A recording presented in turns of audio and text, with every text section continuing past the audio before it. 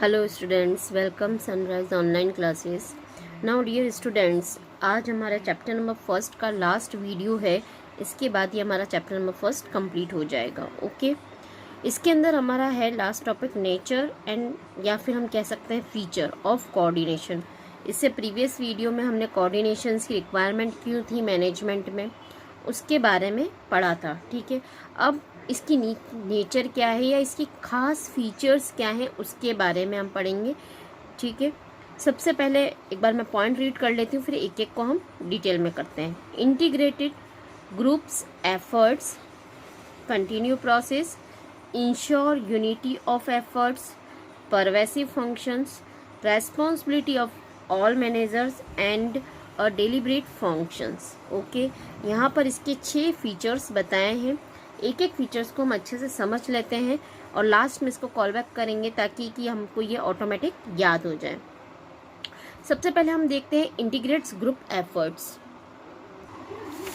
देखिए, सबसे पहले जो है इंटीग्रेट ग्रुप एफर्ट्स। इंटीग्रेट्स का मतलब क्या होता है? पहली तो ये चीज़ भाई, इंटीग्रेट्स मतलब हर एक काम को मिलाना, इकट्ठा करना। एक तरीके से माना कोई कंपनी है, उसके अंदर एक ये बंदा है, इसका अपना कोई गोल होगा कि वो इस फैक्ट्री में कुछ काम करने के लिए आया है।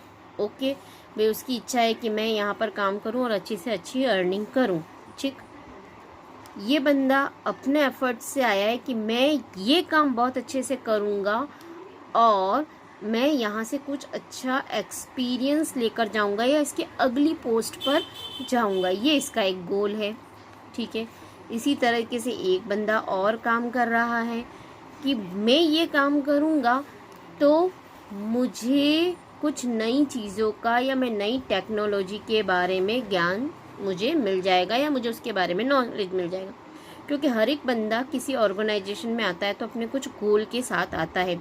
ये एक अलग वर्क कर रहा है, ये एक अलग वर्क कर रहा है, ये एक अलग वर्क कर रहा है। ओके, तो यहाँ मैनेजर का क्या काम है? मैनेजर्स इन लोगों से डिफरेंट काम करा रहा है और ये डिफरेंट गोल के साथ आए हैं। मैनेजर इन सभी के कामों को इंटीग्रेट करता है। ओके, किसके थ्रू?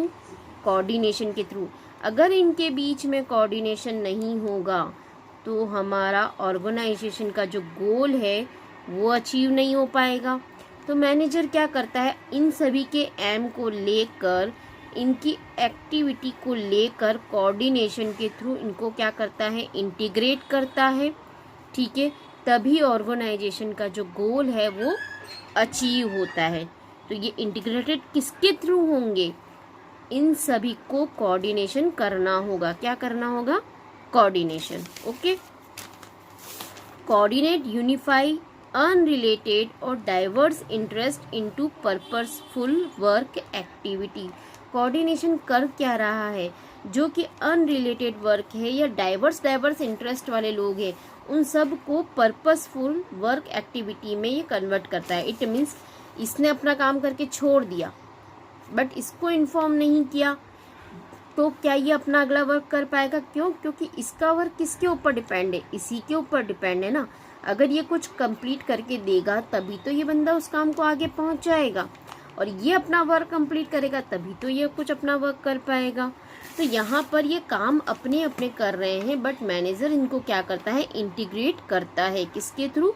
कोऑर्डिनेशन के through. It gives a common focus to group effort to ensure that performance is as it was planned schedule. यहाँ पर क्या हो रहा है कि एक कॉमन फोकस होता है कि भाई हमें एक नॉर्मल अपने लोग अपने अपने फोकस पर काम करते हैं, बट एक मैनेजर क्या करता है? पूरे काम को एक ग्रुप एफर्ट्स में बदल देता है ताकि जो हमारा शेड्यूल्ड प्लान है वो कंप्लीट हो सके। नहीं तो ये काम हर एक बंदा अपने अपने दिशा में काम करता रहेगा और कोई भी काम पूरा नहीं हो पाएगा। क्लियर?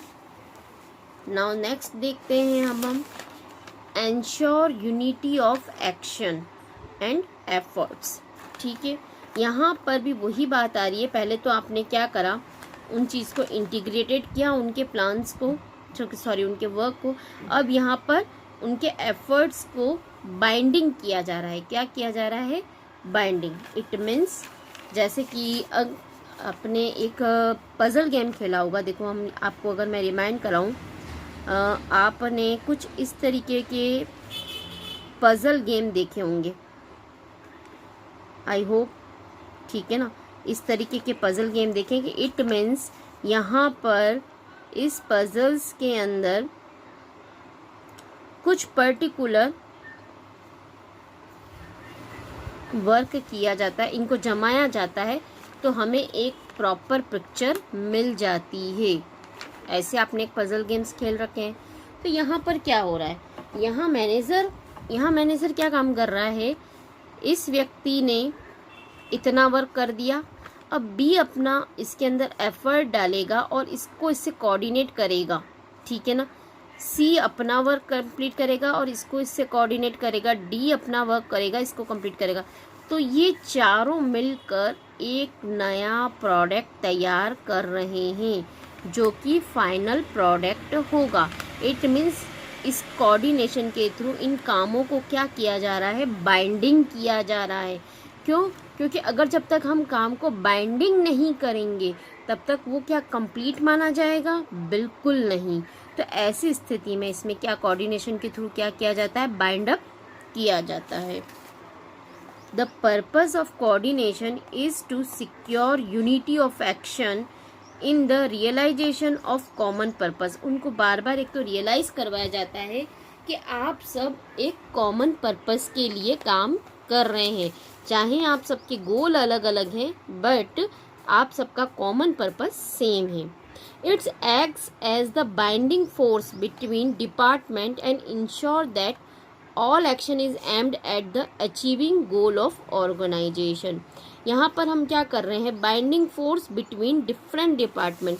इट मीन्स यहाँ हम इसको ये कह सकते हैं, ये परचेज डिपार्टमेंट है, ये सेल्स डिपार्टमेंट है, ये मार्केटिंग डिपार्टमेंट है, ये रिसर्च डिपार्टमेंट है। सब अपना अपना काम करके इसको बाइंडिंग करते हैं, तभी इस पूरी ऑर्गेनाइजेशन का गोल अचीव होगा।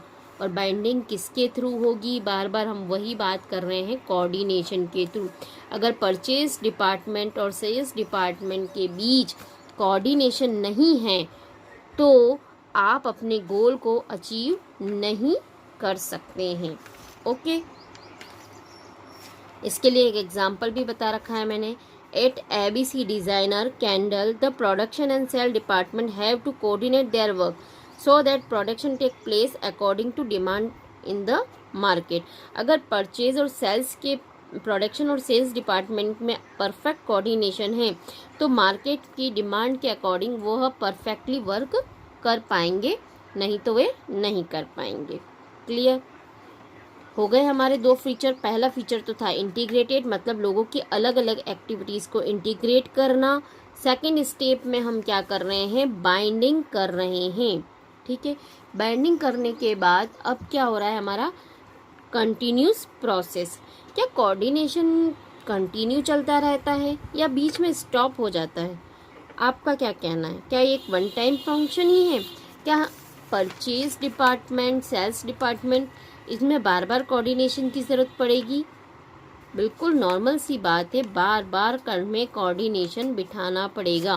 क्यों? क्योंकि जैसे ही प्रोडक्शन डिपार्टमेंट ने प्रोडक्ट किया, सेल डिपार्टमेंट उसको सेल कर देता है तो वापस इन्फॉर्म देगा कि मार्केट में डिमांड है, वापस आप बनाओ। ये वापस बना कर देगा, ये वापस ऑर्डर देगा। तो इट मीन्स कोऑर्डिनेशन क्या चल रहा है हमारा ऑर्गेनाइजेशन में, कंटिन्यू चलता ही चला जाएगा, कभी स्टॉप नहीं होता है। कोऑर्डिनेट तो हमें लिखना क्या है, सिंपल सी बात है, coordination is not a one time function but a continuous process. यह कंटिन्यू चलता रहेगा जब तक आपकी ऑर्गेनाइजेशन है। अब it began at planning stage and continue till controlling. जो ये कोऑर्डिनेशन है वो कहाँ से स्टार्ट होता है, तो हमने मैनेजमेंट के फंक्शन पढ़े थे, है ना। सबसे पहले हम प्लानिंग करते हैं, फिर ऑर्गेनाइजिंग करते हैं, स्टाफिंग करते हैं, डायरेक्टिंग करते हैं, कंट्रोलिंग करते हैं। और इससे पहले हम मैनेजमेंट में एसेंस, इसकी एसेंस देखी थी। कोऑर्डिनेशन इन दोनों के बीच में भी होता है, इनके बीच में भी होता है, इनके बीच में भी होता है, और जो कंट्रोलिंग और प्लानिंग, इन दोनों के बीच में कोऑर्डिनेशन बिल्कुल होता है। क्यों? क्योंकि जो हमने प्लानिंग करी थी उसका हम एनालिसिस किसके थ्रू करते हैं, कंट्रोलिंग। जो डेविएशन आते हैं तो वापस हम उसके प्लानिंग करना शुरू हो जाते हैं। तो इन दोनों में भी तो कोऑर्डिनेशन बहुत ज़रूरी है। तो बार बार आपका कोऑर्डिनेशन क्या हो रहा है, कंटिन्यू चलता है। प्लानिंग से स्टार्ट होता है और कंट्रोलिंग तक वापस आकर शुरू हो जाता है। Clear, easy. Now third step चलते हैं, sorry fourth step, pervasive function. अब ये परवेसिव वर्ड हमने वैसे बहुत बार रिवाइज कर लिया है। परवेसिव का मीनिंग क्या होता है, परवेसिव का मीनिंग होता है व्यापक, ठीक है ना। इट मीन्स सब जगह फैला हुआ। तो आपको क्या लगता है, कोऑर्डिनेशन सभी जगह है? बिल्कुल सभी जगह है। आप लोगों का जवाब भी होगा सभी जगह। अब आपने कह तो दिया कि मैडम सब जगह है, पर कैसे? तो आपको ध्यान हो, हमने पिछला टॉपिक पढ़ा था एसेंस ऑफ मैनेजमेंट, है ना। उसके अंदर हमने देखा था कोऑर्डिनेशन के लिए, मैनेजमेंट के लिए कोऑर्डिनेशन ज़रूरी है। तो क्या क्या 3 टॉपिक पढ़े थे, अगर आपको याद हो तो। सबसे पहले अगर मैं बात कर लूँ कि फंक्शन ऑफ मैनेजमेंट, ठीक है, लेवल्स ऑफ मैनेजमेंट एंड यहाँ ले लेते हैं डिफरेंट डिपार्टमेंट या डिफरेंट डिपार्टमेंट ऑफ ऑर्गेनाइजेशन, या एक ही ऑर्गेनाइजेशन की डिफरेंट ऑर्गेनाइजेशन हो सकती हैं। ये चीज़ हमने कल डिस्कस करी थी। तो यहाँ पर मैनेजमेंट के अंदर कोऑर्डिनेशन इन तीनों जगह पर मिलता है। हमने कल डिस्कस किया था इस चीज़ को, इसको अभी हमने जस्ट डिस्कस किया था, प्लानिंग से लेकर कंट्रोलिंग के बीच में। Level, top level, middle level and low level. Different department, production department कह दो, सेल्स डिपार्टमेंट कह दो, मार्केटिंग कह दो, रिसर्च कह दो, इन सभी जगह भी तो हम कोऑर्डिनेशन के बारे में डिस्कस कर रहे हैं। तो कोऑर्डिनेशन कैसा हो गया हमारा, परवेसिव हो गया। कोई भी ऐसी जगह नहीं है जहां हमें कोऑर्डिनेशन नहीं मिलेगा। तो coordination is required at all levels of management due to independent nature of activities of various department. यहाँ पर ये कहा जा रहा है कि कोऑर्डिनेशन सारे लेवल्स के लिए ज़रूरी होता है। क्यों? क्योंकि सभी डिपार्टमेंट अपनी अपनी इंडिपेंडेंट अपनी अपनी एक्टिविटीज़ करते हैं। तो कोऑर्डिनेशन उनको क्या करता है, बाइंड अप करता है, इंटीग्रेट करता है उन सारी डिफरेंट एक्टिविटीज़ को। अगर हम अलग अलग डिपार्टमेंट की एक्टिविटीज़ को इंटीग्रेट नहीं करेंगे, चाहे डिपार्टमेंट हो, चाहे लेवल्स हो, चाहे फंक्शंस हो, तो क्या हमारी ऑर्गेनाइजेशन हमारे गोल को अचीव कर पाएगी? नो। इसीलिए यहाँ पर कोऑर्डिनेशन एक इम्पॉर्टेंट एरिया है। It integrate the efforts of different department and different level. वही बात आई अभी, ठीक है। अब बात करते हैं डेलिब्रेट फंक्शन। अब ये क्या कहता है कि डेलिब्रेट का मतलब क्या होता है, पहले तो हम इसको समझ लें। डेलिब्रेट का मतलब ये होता है कि ये जो कोऑर्डिनेशन कराने का काम होता है, ठीक है ना। जैसे कि अभी हमने मान के चलें, ये एक वर्कर है, ये भी एक वर्कर है, ये भी एक वर्कर है, ठीक है ना। ये परचेज डिपार्टमेंट का है, ये सेल्स डिपार्टमेंट का है, ये मार्केटिंग डिपार्टमेंट का है। ओके, अब कोऑर्डिनेशन कहने से तो नहीं बैठ जाता, ठीक है ना। इसकी सोच का दायरा कुछ अलग है, ये कुछ अलग तरीके से काम करता है। या ये कह सकते हैं कि ये एक बंदा यंगर में है, अच्छी यंग स्टेज पर है। अब सेल्स डिपार्टमेंट में जो बैठा है, ठीक है ना, ये एक बंदा एजेड है, ठीक है। इसको हम मान लेते हैं कि ये कोई मिडिल एज का है। तो क्या इन तीनों की सोच अलग अलग होगी? बिल्कुल अलग अलग होगी, ठीक है ना। तो ऐसी स्थिति में इन तीन की विचारधाराओं को सेम करना, ये सेम उतनी इनकरेज के साथ काम कर सकें, तो उसके लिए क्या होना चाहिए? डेलिब्रेट होना चाहिए। इट मीन्स ये अपना काम दिल से कर सकें, हमको उन्हें फोर्स ना करना पड़े। क्योंकि कोऑर्डिनेशन जो होता है वो फोर्स से नहीं करा जा सकता, तुमको ये काम करना ही करना है, ठीक है ना। हम उनको ऐसी रेस्पॉन्सिबिलिटी दें, ऐसा मोटिवेट करें कोऑर्डिनेशन के थ्रू कि ये तीनों बंदे अलग अलग एज फील्ड के होने के बावजूद एक दूसरे को सपोर्ट कर सकें, दिल से सपोर्ट कर सकें। ऐसा ना हो कि कोई जवाब प्रॉपर ना दिया जा रहा हो, ऐसा नहीं होना चाहिए, ठीक है ना। हमेशा कॉन्शियस रहें, हर एक काम को अवेयर के साथ कर सकें। तो ये कब हो पाएगा? जब इनकी विचारधाराओं में प्रॉपर कोऑर्डिनेशन होगा। अगर प्रॉपर कोऑर्डिनेशन नहीं है तो यहाँ पर जो भी है परचेस की सेल्स से नहीं बनेगी, सेल्स वाले की मार्केटिंग डिपार्टमेंट से या मार्केटिंग के बंदे से नहीं बनेगी। तो a manager has to coordinate the efforts of different questions and deliberate manner. यहाँ मैनेजर को कोऑर्डिनेशन करना होगा तो डिफरेंट तरीके से करना होगा। सभी आदमी आपके एक ही टोन में समझ जाएं, ज़रूरी नहीं। सभी के बीच में आपको डिफरेंट एफर्ट्स डालने पड़ेंगे कि वो दिल से ये काम कर सकें। आप फोर्सफुली नहीं करा सकते। Even where member of department willingly cooperate and work, coordination give a direction to willingly spirit। यहाँ पर क्या होगा कि जो भी डिपार्टमेंट के मेंबर हैं वो विलिंगली कोऑपरेट करें, है ना, ताकि उस जिस डायरेक्शन में हमें जाना है हम वहीं पर जाएं। ऐसा ना हो कि डिफरेंट डायरेक्शंस आने लगे। Coordination in the absence of cooperation in the absence of coordination may lead to wasted effort. Coordination without cooperation may lead to dissatisfaction among the employees। यहाँ आपके सामने कुछ दो वर्ड आ रहे हैं, cooperation and coordination। पहले थोड़ा सा इस चीज़ में बता देती हूँ कि डिफरेंस क्या है, ठीक है ना। cooperation तो ये होता है एक दूसरे की हेल्प करना, ठीक है ना। और कोऑर्डिनेशन ये होता है कि दोनों के बीच में सेटअप करना। इट मीन्स काम में कोऑर्डिनेशन लाना। इट मीन्स एक के बिना दूसरे का काम पूरा नहीं हो सकता, है ना। कोऑर्डिनेशन एक वास्ट वर्ड है और कोऑपरेशन एक छोटा सा है कि आप एक दूसरे की हेल्प करें, ठीक है ना, वो चीज़ होती है। तो यहाँ ये कहता है कि cooperation in the absence of coordination में लीड वेस्टेड एफर्ट। अगर आपका कोऑर्डिनेशन नहीं है, ठीक है ना, तो कोऑपरेशन आपका वेस्ट हो जाएगा। और इधर कोऑपरेशन नहीं है तो कोऑर्डिनेशन वेस्टेज हो जाएगा। एम्प्लॉयज़ में क्या हो जाएगी? डिससेटिस्फैक्शन आने लग जाएंगे।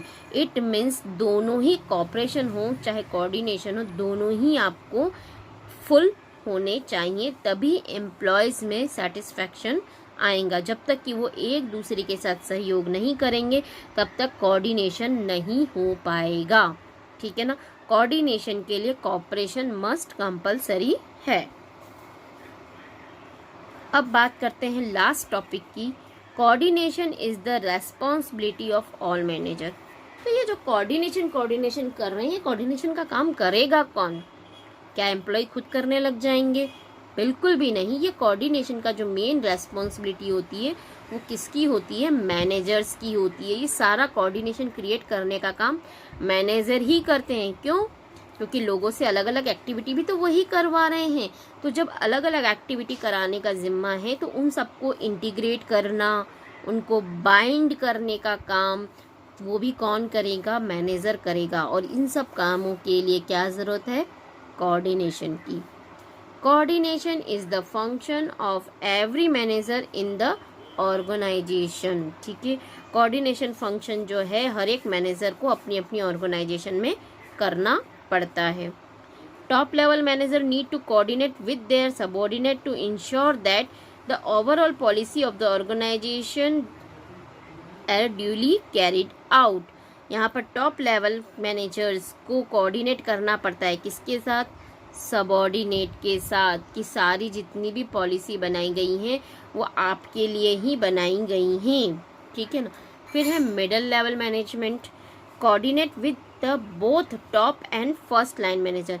मिडल लेवल मैनेजर को कोऑर्डिनेट किसके साथ करना पड़ेगा? हमने एक ब्रिज बनाया था यहाँ पर कि top level, middle level and low level, ठीक है ना। टॉप लेवल को मिडल लेवल के साथ काम करना होता है, लो लेवल को मिडिल लेवल मैनेजर्स के काम करना होता है। पर मिडिल लेवल जो होता है उसको टॉप के साथ भी वर्क करना है और लो लेवल या फर्स्ट लाइन मैनेजर्स के साथ भी काम करना होता है। तो यहाँ पर इनको दोनों के साथ कोऑर्डिनेशन परफेक्टली बिठाकर चलना है।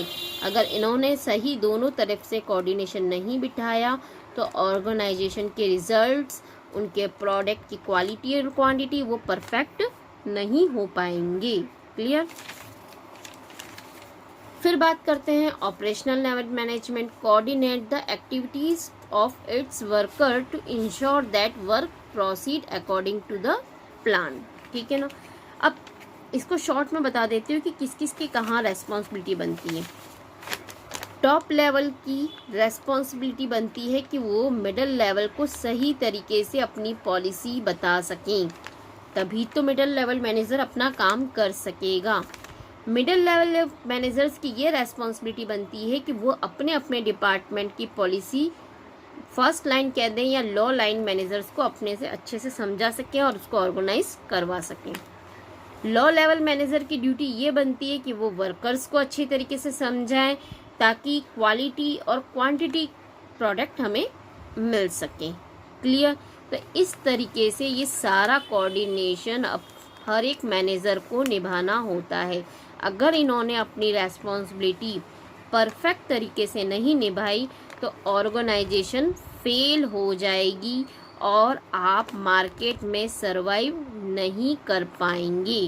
तो आई होप आपको समझ में आ गया होगा कि कोऑर्डिनेशन की रिक्वायरमेंट क्यों है, उनके फीचर्स क्या हैं। एक बार शॉर्ट में कर लेते हैं। सबसे पहले हमने क्या का फीचर्स में पढ़ा था ताकि अभी याद हो जाए। सबसे पहले हमने लोग अलग अलग तरीके से काम कर रहे थे तो उनकी काम के ग्रुप को हमने क्या किया, इंटीग्रेट किया, पहली स्टेप। फिर दूसरा फीचर हमने पढ़ा कि जो ये लोग अलग अलग एक्टिविटी कर रहे हैं, ठीक है ना, तो इनकी एक्टिविटीज़ को हम क्या कर रहे हैं, बाइंडिंग कर रहे हैं। तेने ये काम किया, इसने इसको ये काम सब कंप्लीट किया, ये काम कंप्लीट करके इसने आगे वाले बंदे को दे दिया। मतलब हम क्या कर रहे हैं, इंटीग्रेट कर रहे हैं, यूनिटी कर रहे हैं या बाइंडिंग कर रहे हैं, ऐसा हम कह सकते हैं। अब ये जो इंटीग्रेट और बाइंडिंग करने वाला काम क्या ख़त्म हो जाता है एक बार करने से? नहीं, ये कंटिन्यूस चलता रहता है। ये दोनों ही काम इनको बार बार बार बार करते ही रहना होता है। क्लियर। कंटिन्यू तो हम कर ही रहे हैं, तो साथ में क्या बात होती है कि ये जो बाइंडिंग वाला काम है, इंटीग्रेट लोग अपना काम कर रहे हैं, वो सेल्फ कर लेते हैं। तो उसके लिए क्या होना चाहिए, डेलिब्रेट होना चाहिए। ये एक डेलिब्रेट एफर्ट्स हैं। क्लियर। और फिर हमारा क्या डिस्कस हो जाएगा, हो गया ये चीज़ें। फिर हमारा डेलिब्रेट के साथ में ये कैसा फंक्शन है, परवेसिव फंक्शन है। क्या ये जो कोऑर्डिनेशन है वो कहीं कहीं करना होता है? नहीं, ऑल ओवर ऑर्गेनाइजेशन में करना होता है। अब ये काम करेगा कौन, इसकी जिम्मेदारी किसकी है? Responsibility of managers. I hope आपको सारे पॉइंट याद हो गए होंगे। इंटीग्रेटिंग करना, बाइंडिंग करना, कब करना, कंटिन्यू करना। कंटिन्यू करने के बाद आप डेलिब्रेट दिल से करवाएंगे ये काम, वो लोग भी दिल से करेंगे। और ये सारा काम कहाँ होता है, परवेसिव, सभी जगह होता है। कोई भी ऑर्गेनाइजेशन का कोई भी ऐसा फील्ड नहीं है जहाँ नहीं होता। और ये काम करवाने की रेस्पॉन्सिबिलिटी किसकी है, मैनेजर्स की है। ओके, आई होप आपको पूरा कोऑर्डिनेशन अच्छे से समझ में आ गया होगा। फिर भी अगर कोई क्वेरी रहती है तो आप मुझसे पूछ सकते हैं। Okay, now thank you very much.